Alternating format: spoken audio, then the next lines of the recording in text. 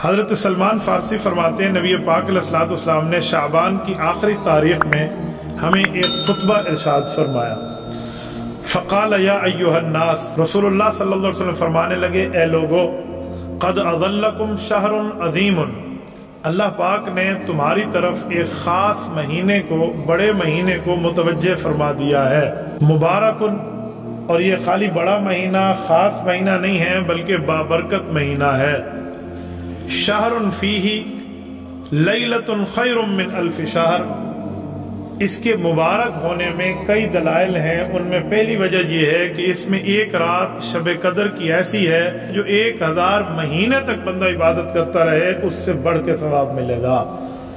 اب ایک سال میں 12 مہینے ہیں، آپ 1000 مہینے کو ذرا سال کے ساتھ رکھ کے حساب لگائیں کہ 1000 مہینے کتنے سال بنتے ہیں. یہ تقریباً 84 سال کے لگ بھگ کا زمانہ بنتا ہے.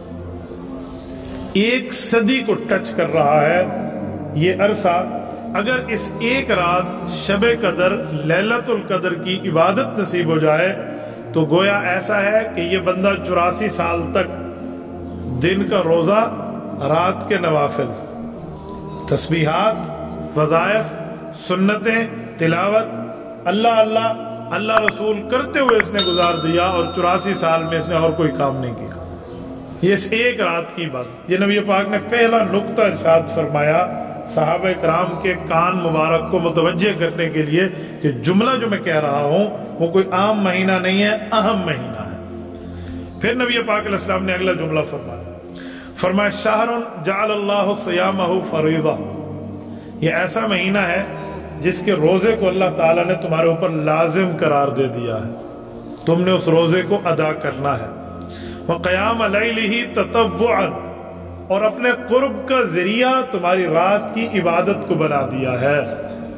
رمضان المبارک کے رات کے ابتدائی حصے میں عبادت تراویح ہوتی ہے، 20 رکعت تراویح اور 3 وتر، اور رمضان المبارک کے رات کے آخری حصے میں 8 رکعت نماز تہجد ہوتی ہے. نبی پاک صلی اللہ علیہ وآلہ وسلم نے رات کی عبادت کو اللہ کے قرب کا ذریعہ فرمایا کہ جو آدمی رات کی عبادت کرتا ہے اس رمضان المبارک میں، وہ اللہ تعالیٰ کے جتنا قریب ہو جائے گا، عام دنوں کے معاملات ایسے نہیں ہوں گے. اس سے پتہ چلا کہ رمضان المبارک کی رات کو ہمیں عبادت میں گزارنا چاہیے. پھر نبی پاک علیہ السلام نے فرمایا کہ اے لوگوں بات سننا، میں تمہیں ایک مزید جملہ ارشاد فرمانے لگا ہوں. یہ نبی پاک علیہ الصلوۃ والسلام تیسری دلیل ارشاد فرما رہے ہیں.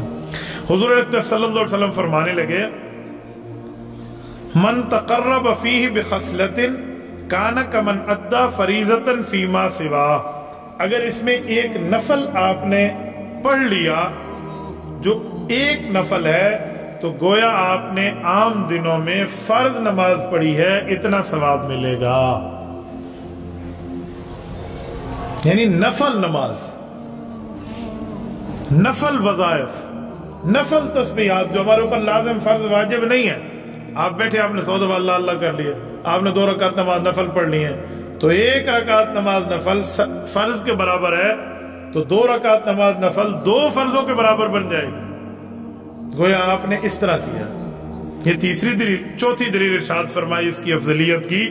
فرمایا ومن ادا فیہ فریضۃ، نفل تو فرض بن جائے گا، لیکن جب مسلمان فرض نماز پڑھے گا، فرض عبادت کرے گا اس مہینے میں، کان کمن ادا 70 فریضۃ فیما سوا، عام دنوں میں 70 فرض نماز برابر کا ثواب ملے گا اس ایک مہینے کے ایک فرض پر.